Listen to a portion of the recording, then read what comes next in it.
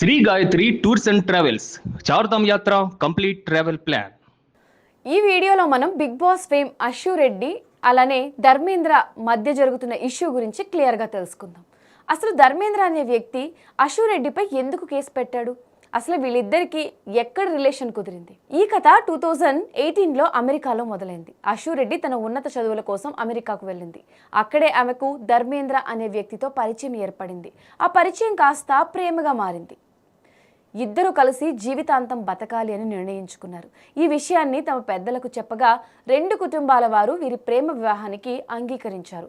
అయితే అప్పటికే ధర్మేంద్రకు పెళ్లై విడాకులు కూడా అయ్యాయి. ఈ విషయాన్ని అతను అశుకి ముందే చెప్పాడు. ఆమె దానికి అంగీకరించి అలానే ప్రేమను కూడా కొనసాగించింది. కొంతకాలం తర్వాత అశు రెడ్డి తనకు ఆర్థిక ఇబ్బందులు ఉన్నాయని, అందువల్ల చదువు ఆపేస్తున్నాను అని ధర్మేంద్రకు చెప్పింది.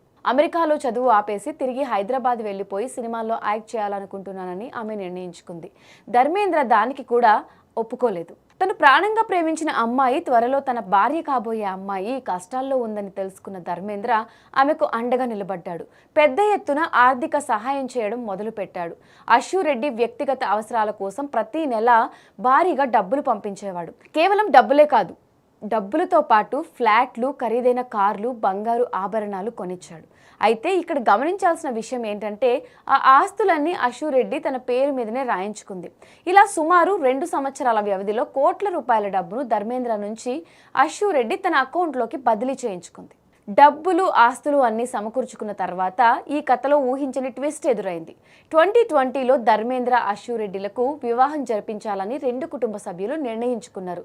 అంతా సవ్యంగా జరుగుతోంది అనుకున్న సమయంలో అశు రెడ్డి ధర్మేంద్రకు దిమ్మ తిరిగే షాక్ ఇచ్చింది. పెళ్లి నిశ్చయమైన కొద్ది రోజులకే ధర్మేంద్రతో బ్రేకప్ చెప్పేసింది.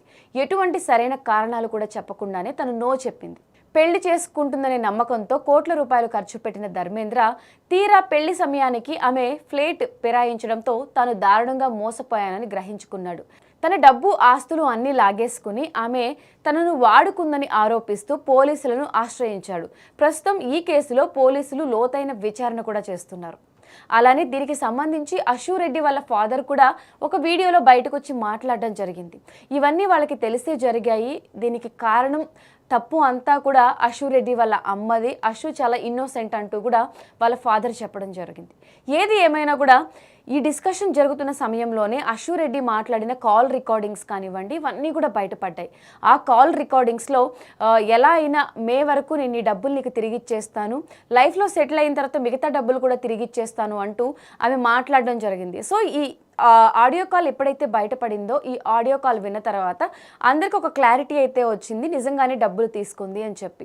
మరి డబ్బులు తీసుకుని తిరిగి ఇవ్వకుండా మోసం చేయడం తప్పు కదా అని చెప్పి అందరూ తనకి కమెంట్స్ కూడా పెడుతున్నారు. అసలు ఇన్సిడెంట్ చూసిన తర్వాత మీకు ఏమనిపిస్తుంది? మీ ఒపీనియన్ అంటే కింద కమెంట్ సెక్షన్లో కమెంట్ చేయండి.